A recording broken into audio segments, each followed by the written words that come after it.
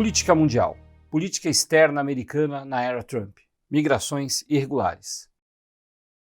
Olá, eu sou o professor Ricardo Toniolo. Nessa aula vamos falar sobre a questão da política migratória do governo Trump e as migrações irregulares. É importante ressaltar que esse não é um tema exatamente atual. Afinal, há muitas décadas já existe uma problemática migratória em relação aos Estados Unidos, especialmente daqueles que são oriundos da América Latina. Ou seja, o crescimento da economia americana, principalmente nos anos 90, o processo de atração de empregos, que a economia americana sempre proporcionou, os ganhos maiores, tudo isso provocou uma grande onda migratória da América Latina em direção aos Estados Unidos. Em especial, até destacamos o caso brasileiro, uma vez que a questão dos migrantes brasileiros nos Estados Unidos foi pauta de muitas questões na década de 90. Porém, dos últimos 5 anos para cá, ou seja, a partir de 2015, essa temática ganhou um foro político de campanha eleitoral que colocou no poder o republicano Donald Trump, com um discurso bastante categórico em relação a essa migração irregular, o que é um divisor de águas na política externa americana, na questão migratória, na medida em que o Trump ele propõe a construção de um muro de contenção dos migrantes latino-americanos para os Estados Unidos. É claro que nessas circunstâncias, muitas vezes a imprensa não especializada, ela costuma, até por diversas questões econômicas internas e tal, às vezes não existe um jornalista, um pesquisador da área que possa dar as categorias corretas do que é o migrante, o refugiado. Por vezes esses termos aparecem como se fossem sinônimos nos noticiários não especializados. E é importante a gente ressaltar que não é migração ilegal, é uma migração irregular. Por quê? Porque não é ilegal você migrar, você pode migrar. A questão é, você vai fazer isso de uma forma dentro das regras, regular, ou forma irregular. Então o termo mais correto, principalmente para quem vai escrever sobre, quem vai posteriormente falar sobre, é um termo genérico, migrações irregulares, para esse tipo de onda migratória. E no caso dos Estados Unidos, isso ganha um teor especial por causa justamente da contenção de oriundos da América Latina, em especial aqueles oriundos da Guatemala, embora a questão mexicana, os porto-riquenhos e muitas outras culturas latinas estão representadas dentre os que migraram para os Estados Unidos, existem aí muitas vírgulas a serem colocadas. Os mexicanos, sim, são a maioria, mas hoje a maior parte daqueles que são migrantes regulares vem da Guatemala, atravessando o território mexicano. E, por fim, os porto-riquenhos. Porto-riquenhos, pessoal, são cidadãos dos Estados Unidos, Então existe aí um acordo, existe um reconhecimento dos porto-riquenhos como cidadãos norte-americanos. Embora, por vezes, até mesmo o discurso político procure olhar Porto Rico como se fosse uma outra nação, um outro estado, na medida que eles são cidadãos norte-americanos, por ocasião de catástrofes ambientais, de questões envolvendo tornados, ciclones que arrasaram Porto Rico. Por vezes, o presidente dos Estados Unidos, Donald Trump, se referiu aos porto-riquenhos como o país de vocês, como o governo de vocês.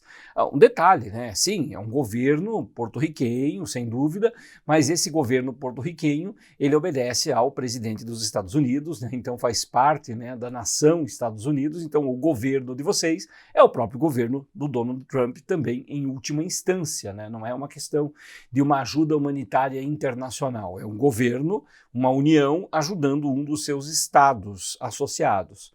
Pois bem, de forma que esses termos procuram, às vezes, causar enormes problemas para as pessoas na hora de fazer a interpretação do que é migrante, do que é refugiado, vamos dar uma olhadinha num vocabulário básico sobre o tema. Acompanhe comigo, por favor. Conceitos. Migrante é uma pessoa que se desloca a um outro país por várias situações. melhora de condições de vida ou emprego. Ou seja, o termo migrante é o termo mais genérico que a gente pode ter.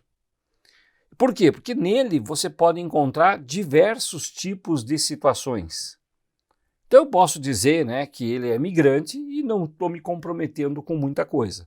Agora, o termo refugiado ele já guarda uma especificidade. Ele é um migrante que sofre perseguição em razão de opinião política, nacionalidade, ou grupo social, ou conflito de violação de direitos humanos, a questão da orientação sexual também. E mais recentemente, o Brasil chegou inclusive a legislar, né, a propor, e isso foi aceito, que o termo refugiado poderia ser também aplicado para aqueles que, por questões humanitárias, estivessem fugindo de algum tipo de catástrofe natural. Deslocamento interno, deslocamento dentro de seu próprio país, buscando algum tipo de proteção ou melhoria da qualidade de vida. Ele não ultrapassa a fronteira de seu país. Apátrida não tem nacionalidade reconhecida. Nenhum estado, nenhum país o reconhece. Essa é uma situação bastante curiosa. Existem, né, milhões de pessoas em situação de apátridas e geralmente você encontra isso em países africanos e países asiáticos, que foram criados depois da Segunda Guerra Mundial. Então é o caso, por exemplo, da população Rohingya no Sudeste Asiático. Os Rohingyas, eles moram num território que pertence à área da ex-Birmânia, o território de Mianmar, ao lado, né, vizinho da Tailândia. E essa população de Mianmar é uma população de maioria budista. Contudo, os Rohingyas, eles são uma população islâmica. Então, né, o natural seria que eles fossem reconhecidos pelo outro estado vizinho, Bangladesh, que é uma população islâmica também. Porém, nenhum dos dois estados reconhece os Rohingyas como seus nacionais. Portanto, é uma população sem pátria, né? Ou seja, sem direito de cidadania sobre nenhum território. Então, alguns conceitos básicos aí, é claro que nós vamos usar principalmente o conceito de refugiado nessa aula. Então, a gente tem aqui, né, a questão da perseguição como o principal item que forma o conceito de refugiado. Seguindo adiante. O conceito de refugiado, ele surgiu na Convenção de 1951. É claro que o ano 1951 já revela um contexto bastante importante, né? É o período conhecido como pós-guerra. E já era um contexto de Guerra Fria. Mas o que pegou justamente nessa questão do pós-guerra era dar um reconhecimento de cidadania a todos os migrantes que tiveram que se deslocar por conta da Segunda Guerra Mundial, especialmente judeus de origem alemã, de origem polonesa, de origem europeia em geral, franceses, ingleses, que tiveram migrar por conta de perseguições em relação, né, por conta dos nazistas. E de outras nacionalidades que também perseguiram judeus na época da Segunda Guerra Mundial. E aí traz o conceito, né, do que são os refugiados.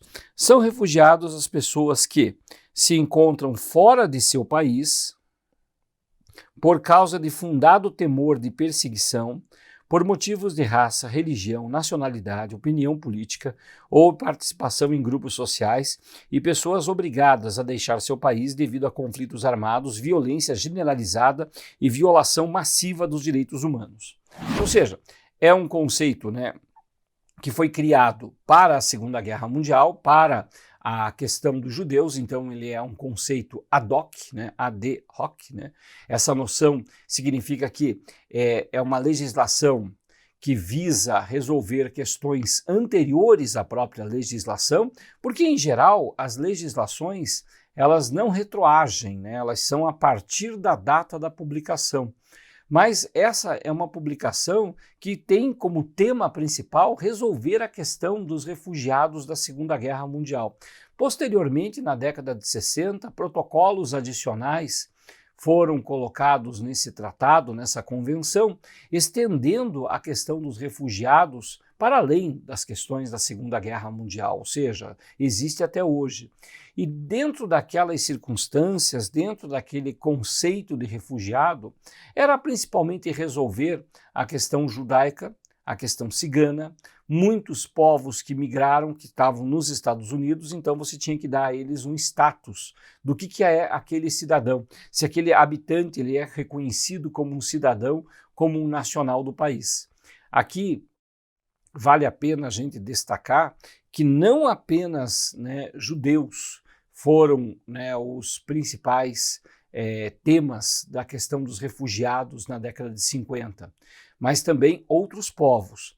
Mas também vale a pena a gente lembrar que nessa época muitos nazistas, muitos alemães, muitos austríacos, franceses, espanhóis, colaboradores de regimes totalitários, também buscaram fugir do contexto da Segunda Guerra Mundial e depois foram, né, reconhecidos pela Convenção de 1951. Então existiram muitos casos, em especial nos Estados Unidos, na Argentina, no Brasil, de nazistas que fugiram da época da Segunda Guerra Mundial, fugiram da Alemanha nazista e conseguiram entrar nesses países graças ao status de refugiados. Mas é claro, né, essa é uma outra história, tem a ver com outro continente, e voltemos, portanto, para a questão primordial, que é a questão dos Estados Unidos e a sua política migratória. Ainda, segundo a Acnur, o Alto Comissariado das Nações Unidas para Refugiados, nós temos algumas regrinhas que o refugiado deve ter. Acompanhem comigo. Em princípio, os refugiados, eles não podem ser detidos. Os países não devem repatriar ou forçar o regresso de refugiados para territórios onde possam enfrentar situações de perigo. Os países receptores não devem fazer discriminação entre grupos de refugiados. Os países devem assegurar que os refugiados se beneficiem, pelo menos, dos mesmos direitos econômicos e sociais garantidos aos outros estrangeiros. Aqui é interessante, né? Os mesmos direitos econômicos e sociais. Não dá a eles, né, os mesmos direitos políticos dos nacionais. Os países devem cooperar com o Alto Comissariado das Nações Unidas para Refugiados e, por razões humanitárias, permitir pelo menos a entrada do cônjuge e dos filhos dependentes de qualquer pessoa a quem se concedeu proteção temporária ou refúgio. Portanto, né, tem aí toda uma questão estatutária, né, do que é ser o refugiado, e isso tudo tem a ver com a questão migratória dos Estados Unidos? Sim. Por quê? Porque muitos oriundos da Guatemala são pessoas em situação de refúgio por conta das guerras internas, dos conflitos civis que ocorrem na Guatemala. Então esse indivíduo, ele chega na fronteira com os Estados Unidos, ele vai pedir o visto de refúgio, ele vai pedir, portanto, né, a condição de refugiado para poder entrar nos Estados Unidos.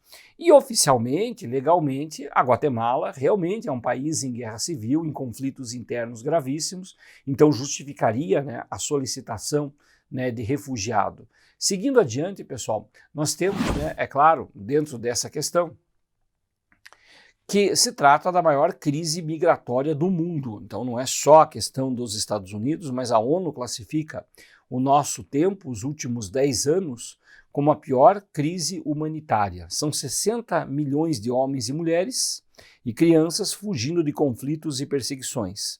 Quase 6 mil no mundo perderam a vida tentando cruzar fronteiras. Mediterrâneo, a questão da própria América Central, saindo da Guatemala, indo para os Estados Unidos, são alguns dos casos mais famosos. Do norte da África, indo para o sul da Europa, são os principais pontos, né, de tensão envolvendo a questão migratória. Na América Central, a gente tem aí, portanto, os países da América Latina. Veja que o México aparece apenas um pedaço, e aqui nós focamos na questão fronteiriça. Veja que tem a fronteira da Guatemala, mesmo que o indivíduo seja hondurenho, salvadorenho, nicaragüense, ele precisa, se for por terra, atravessar o território guatemalteco. Uma das estratégias do governo americano foi considerar a Guatemala um país seguro, portanto, para repatriar aqueles que entram nos Estados Unidos de volta para Guatemala. Como muitos, entravam no território americano via México, passando pela Guatemala e entrando no território mexicano, e aqui não havia muitas restrições do governo mexicano contra a entrada de pessoas oriundas da Guatemala, essas pessoas chegavam na fronteira com os Estados Unidos atravessando o México. Foi aí que o governo Trump, além da questão do muro, que ele bateu bastante nessa tecla na campanha e depois durante o mandato, isso foi recusado, a verba para a construção do muro não foi liberada, o governo dos Estados Unidos começou a impor taxações no governo mexicano, à medida em que o governo mexicano teria que reforçar essas fronteiras com o território guatemalteco para impedir a entrada em território mexicano. O México, por sua vez, começou a pressionar a Guatemala e dizer, então tá, vamos pressionar isso, então vamos fazer com que também a fronteira com El Salvador e Honduras e Guatemala também seja bloqueada para a entrada de pessoas da América Central. É claro que isso acabaria aqui na Colômbia, acabaria, portanto, em outras fronteiras, mas a grande questão que está posta na mesa é o governo americano pressionou o governo mexicano, que passou a vistoriar essa fronteira aqui, a sua fronteira sul. Lembrando que essa é uma região bastante complexa, porque trata-se da península do Yucatán, que é a península onde tem o Exército Zapatista de Libertação Nacional, que é um grupo guerrilheiro, então é um foco de tensão constante. Muitos outros caminhos foram tentados também pelos latino-americanos, inclusive por mar, tentando atravessar direto para o território dos Estados Unidos, sem passar pelo território mexicano, o que torna as viagens mais caras e também muito mais arriscadas. Então acaba engordando mais ainda o negócio dos coiotes, que são os que fazem essa travessia da população que busca melhores condições em direção aos Estados Unidos. Bom, seguindo adiante, pessoal, olhando aqui no nosso texto, a gente tem aqui uma rápida explicação dessas questões envolvendo a América Central. Em fins do século XX e princípios do século XXI, dois movimentos entre a América Latina e a Europa intensificaram os intercâmbios. Um deles foi o ciclo migratório da América Latina para a Espanha, Itália, Alemanha, entre outros países europeus, de milhões de perseguidos políticos que escaparam das ditaduras militares do Cone Sul e dos conflitos armados da América Central, assim como desempregados ou desesperançados pela decadência econômica desses mesmos países. E do Peru, Colômbia e Equador também há que se considerar detonantes de novos processos de interculturalidade, as migrações sul-americanas e centro-americanas para o México, Costa Rica, Estados Unidos e pelos mesmos motivos. Então, toda a América Latina acaba envolvida nessa onda migratória há pelo menos aí uns 60 anos. Então, além de governos violentos, além da guerra civil, a questão do narcotráfico, tudo isso motivou a migração de latinos-americanos. E é claro, dentre essas nações que têm a entrada permitida em território dos Estados Unidos, está Porto Rico. Porto Rico, portanto, tem um status diferenciado. Portanto, ao fazer a sua prova, ao fazer a sua escrita do seu texto, cuidado com essa pequena armadilha em relação a Porto Rico. Porto Rico e Cuba tiveram uma independência quase que simultânea. No final do século XIX, os cubanos e os porto-riquenhos se emanciparam da Espanha com uma certa ajuda dos Estados Unidos.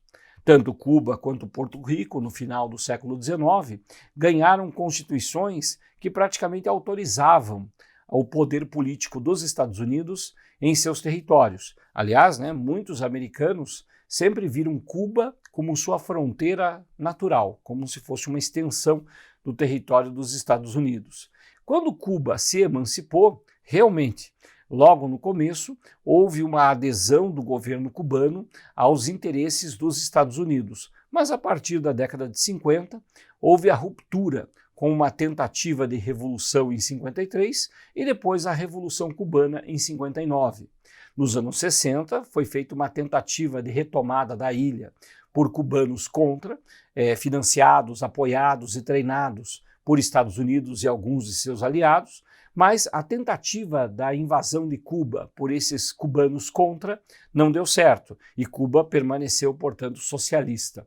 Agora, o caso porto-riquenho é diferente. Porto Rico se atrela à economia norte-americana muito mais e, portanto, a história, política de Porto Rico também é diferente. Acompanhe comigo aí no slide a questão porto-riquenha. Em 1898, como parte da Guerra Hispano-Americana Cubana, as tropas norte-americanas ocuparam o país, pondo fim ao colonialismo espanhol e ao recente experimento autonomista. A troca de soberania representou não apenas a substituição de metrópole, mas também a transformação das relações coloniais. O controle dos Estados Unidos sobre o aparato estatal era importante para desenvolver, por meio da legalidade governamental, medidas que propiciassem o investimento direto de suas empresas na produção. É claro que isso tornou a economia porto-riquenha muito mais ligada. Muita gente até fala da bandeira dos Estados Unidos e da bandeira porto-riquenha ter as mesmas cores. De fato, mas essa questão não é uma cópia da bandeira americana. Representam as três cores da Revolução Francesa. A igualdade, a liberdade e a fraternidade são representados pelas cores branca, azul e vermelha, respectivamente. Agora, o que chama a atenção na bandeira porto-riquenha, e que também você vai encontrar similar na bandeira da Catalunha e também na bandeira cubana, é esse desenho aqui, a estela. A estela é justamente a questão de uma bandeira que representa uma bandeira revolucionária na luta contra o colonialismo espanhol. Por isso, os catalães ainda têm uma bandeira que tem mais ou menos esses elementos geométricos como justamente uma representação dos movimentos de luta contra a opressão espanhola. A questão da Catalunha, obviamente, não é o tema aqui da nossa aula, mas na época em que aconteceu a independência cubana, a independência porto-riquenha, catalães ajudaram os guerrilheiros, ajudaram os independentistas, porque afinal estavam lutando contra a Espanha também. Seguindo adiante, pessoal, quando nós falamos da migração que já se consolidou dentro do território dos Estados Unidos, ou seja, aqueles que já estão em território americano em diversas condições, é claro que a supremacia vai para os mexicanos. Acompanhando comigo no gráfico, a gente visualiza essa população hispânica por origem no ano 2000 ainda. Veja que mexicanos, uma ampla maioria. Aí logo a seguir vem porto-riquenhos, que é uma população de cidadãos americanos. Aqui também podemos ter vários cidadãos americanos. Cubanos, muitos inclusive descendentes de cubanos contrários ao Fidel Castro, que lutaram contra o Fidel Castro e depois migraram para os Estados Unidos. Temos também oriundos da América Central, sul-americanos, dominicanos, espanhóis, um número bem reduzido, e outros hispânicos. Ou seja, você vai encontrar aqui povos que podem estar no mundo inteiro, inclusive filipinos, que tiveram parte de sua história de migração, de colonização espanhola dentro do território. Você vai encontrar também peruanos, vai encontrar populações, inclusive, de colonização na África pelos espanhóis, na Ásia pelos espanhóis. Bom, essa configuração significa aqueles que já estão dentro do território dos Estados Unidos. Se fôssemos considerar aqueles que estão hoje nos postos de contenção, nos postos de segurança nas fronteiras, a maioria daqueles que estão detidos nas fronteiras são de origem guatemalteca. Então já não é mais a maioria de origem mexicana, que está ali, portanto, na fronteira, é uma maioria guatemalteca. Isso é bem importante de a gente destacar com vocês. É claro que muita gente continua tentando entrar nos Estados Unidos, mesmo correndo riscos de, chegando lá, ser extraditado de volta, correndo o risco de, chegando na fronteira, ficar detido nos campos de contenção, ou pior ainda, sequer chegar à fronteira porque contratou os serviços nada confiáveis de coiotes, que são pessoas, né, que cobram dinheiro, verdadeiras fortunas, para levar as pessoas para dentro dos Estados Unidos em todo tipo de transporte precário, dentro de caminhões-pipa, dentro de caminhões frigoríficos. Existem aí muitas estratégias que os coiotes usam para fazer esses deslocamentos. E uma das questões que mais chama atenção é o fato de que você não tem garantia nenhuma que ao pagar um coiote você vai chegar realmente ao destino combinado. E mais, além de você não chegar ao destino combinado, muitas vezes o veículo pode ser abandonado por medo de uma blitz, de uma parada policial. Então é comum até encontrar pessoas quase morrendo ou já mortas dentro de caminhões frigoríficos por conta da falta de oxigênio. E também, né, ainda a questão envolvendo o narcotráfico, principalmente a escravidão sexual, que é outra discussão também sobre o destino, né, que os coiotes levam essas pessoas. Aí no slide você vê, né, as condições precárias de transporte, incluindo crianças, na tentativa desesperada de entrar, né, em outro país com melhores condições de vida. Os bandos de coiotes, altamente organizados, além de se caracterizarem por seus altos custos, submetem os migrantes a maus tratos, humilhações, estafa, repasse a outros coiotes desconhecidos, sem garantia de chegar ao lugar de destino e sujeitos até serem abandonados à própria sorte durante o trajeto. Aí você vê as principais rotas, né, de entrada nos Estados Unidos através do México. A gente tem aqui a fronteira com a Guatemala, que tem sido vistoriada mais intensamente pelos mexicanos, que estão sofrendo sanções comerciais dos Estados Unidos, justamente por terem tido uma política mais frouxa em relação à questão migratória. Nós temos aqui rotas que seguem pelo Pacífico, rotas que seguem por mar, rotas que seguem pelo Atlântico, e, é claro, né, todas essas rotas apresentam um grande perigo. E aqui, na área mais ao norte, as principais áreas, né, de concentração de pessoas tentando cruzar, portanto, para a fronteira dos Estados Unidos.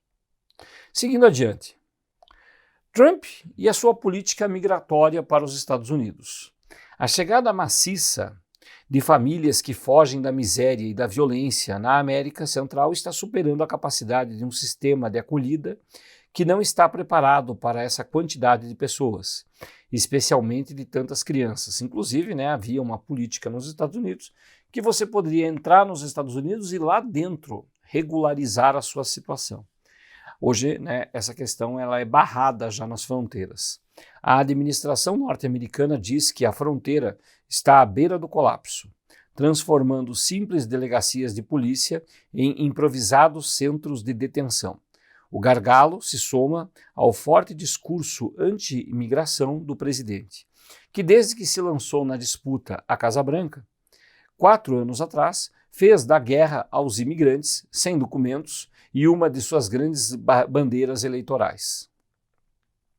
Nos 2 últimos anos, ou seja, que seria aí, portanto, 2018, 2019, o governo Trump pôs em prática diversas medidas restritivas, tanto contra migrantes irregulares como contra refugiados. Lembrando lá dos nossos primeiros slides aqui da aula, que o status de refugiado é um status diferente do migrante irregular.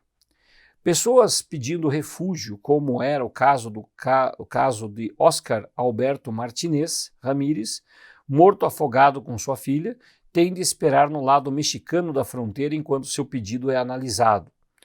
Autoridades de fronteira reduziram o número de pedidos de refúgio analisados a cada dia.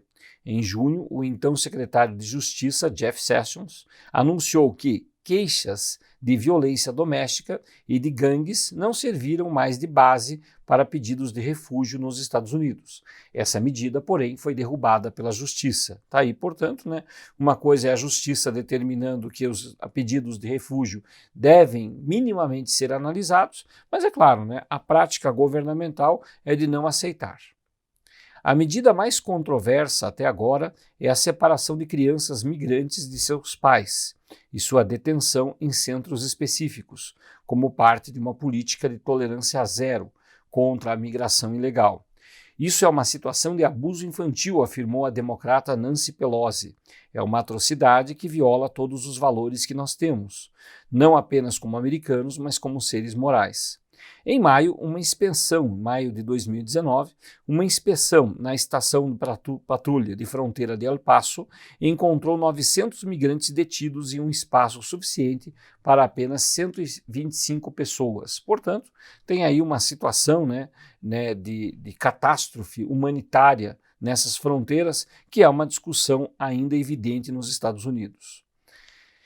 A Guatemala tem sofrido agora as sanções do México justamente para tentar conter tanto a entrada de belizenhos em sua fronteira, quanto também a entrada de salvadorenhos, hondurenhos e também de nicaragüenses. Então, tem tido uma pressão muito grande para evitar a migração de outras regiões da América Central. E assim vai projetando para o país vizinho a questão de você bloquear isso. Mas o principal país que se comprometeu com esses bloqueios, como nós afirmamos, foi o México, até por conta das sanções econômicas. E mesmo o atual governo mexicano, que é um governo de esquerda, o governo do Obreiro, manteve essas políticas restritivas, até por receio daquilo que foram as ameaças dos Estados Unidos ao comércio mexicano. Bom, sendo assim, eu espero que você continue acompanhando esse tema extremamente interessante e preocupante sobre as migrações irregulares no mundo. A todos um bom estudo e até a próxima.